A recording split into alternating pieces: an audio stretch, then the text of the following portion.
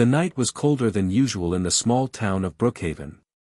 The streets were dimly lit, a soft drizzle painting the ground in silver reflections. At the corner of Pine Street stood a rundown apartment building, its bricks chipped, its windows patched with old newspapers to keep the wind out. Inside one of those cramped rooms lived Daniel Carter, a man known by everyone simply as the Poor Dad. Daniel was 36, though life had aged him far beyond his years.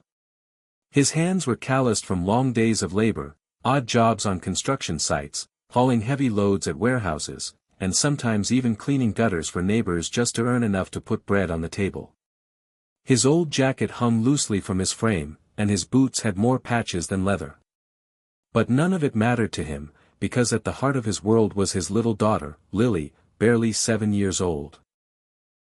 With bright brown eyes and a laugh that could chase away the darkest clouds, she was the only spark in his otherwise difficult life. Every morning, Daniel woke before dawn, packed her a small lunch, and walked her to school. And every night, he'd return to their tiny home, exhausted but never too tired to read her a bedtime story. Money was scarce. Some nights' dinner was just bread and butter. But Daniel carried himself with quiet dignity. He had learned that love wasn't measured by wealth, it was measured by presence, sacrifice, and the little ways he protected Lily from the harshness of the world. Yet, despite his resilience, there were nights he lay awake staring at the cracked ceiling, wondering if life would ever give him a break. He didn't ask for luxury, just enough to keep his child safe, healthy, and maybe one day, give her opportunities he never had. That was the life of Daniel Carter. Simple. Struggling. Unnoticed. Until one ordinary afternoon, fate decided to test him in a way that would change everything. It was a Friday.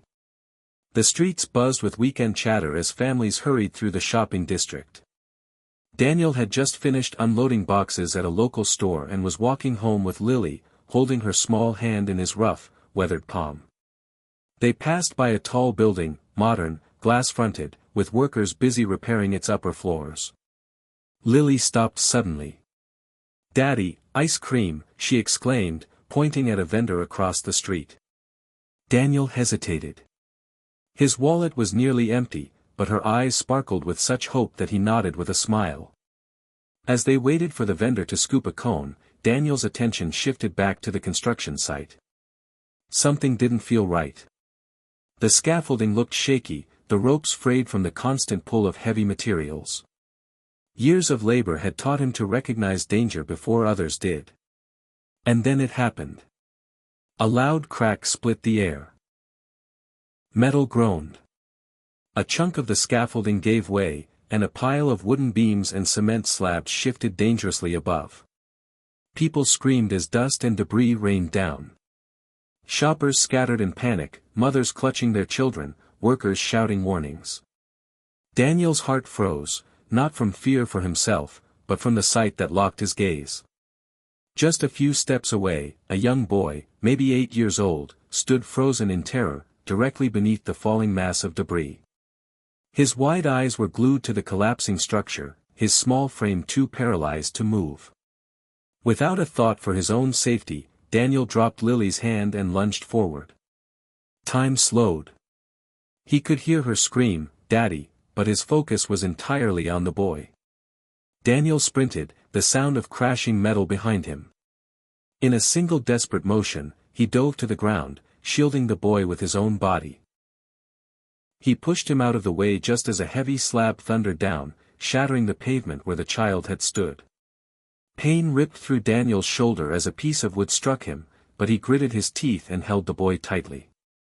Dust filled his lungs. For a moment, he couldn't breathe.